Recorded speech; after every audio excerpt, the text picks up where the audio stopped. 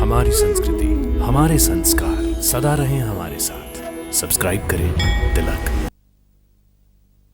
महाराज की जय हो।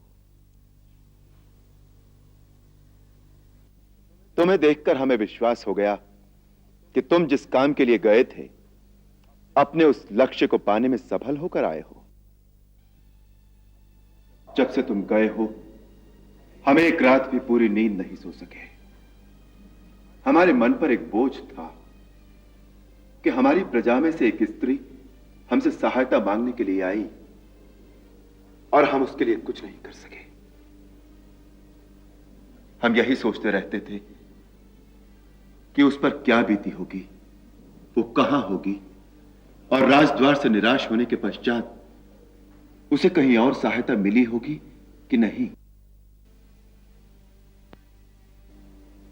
अरे सुमागत, तुम्हारे आने का अर्थ है कि तुम उस स्त्री के बारे में सारी जानकारी लेकर आए हो।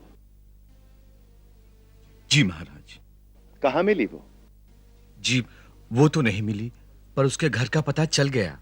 उसका पति हमारे राज्य की सीमा पर गौतमी तट पर स्थित एक गांव में रहता है। वो नहीं मिली अर्थात वो अपने पति के घर नहीं गई? जी नहीं। क्यों? महाराज, उसके पति ने उसे स्वीकार करने से इनकार कर दिया।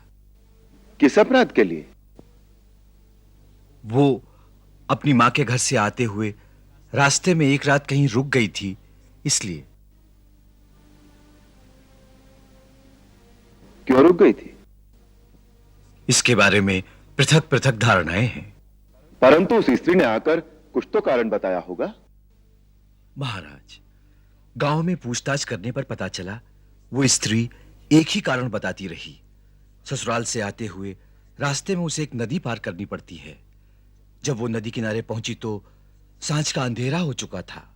ऊपर से बरसात भी होने लग गई थी, इसलिए केवट ने नाव चलाने से इनकार कर दिया।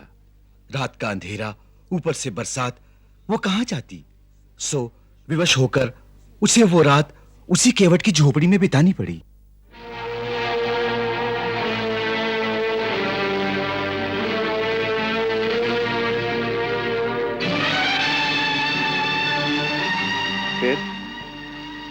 फिर उसकी पवित्रता पर संदेह करके उसके पति ने उसे घर से निकाल दिया।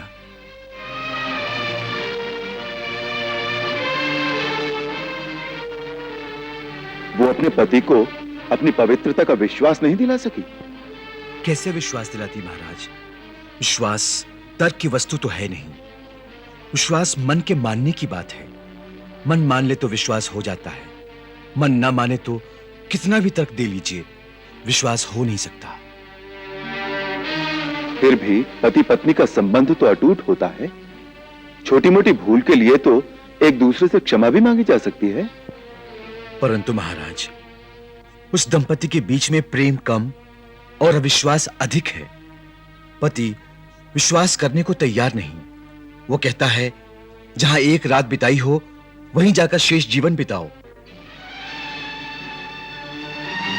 पास पड़ोस वालों ने स्त्री से क्षमा मांगने के लिए कहा तो वो अलग भड़क गई। कहने लगी, मैं क्षमा नहीं मांगूंगी। अब श्री राम का राज्य है, मुझे क्षमा मांगने की कोई आवश्यकता नहीं। मैं राजा के पास जाऊंगी, वो तुम्हें अवश्य दंड देंगे। ये तो बड़ा विचित्र तर्क है। उसने ऐसी बात किस विश्वास पर कही? महाराज, आपके प्रश्न का उत्तर तो वही दे सकती थी। मैंने जो सुना वो प्रकट किया।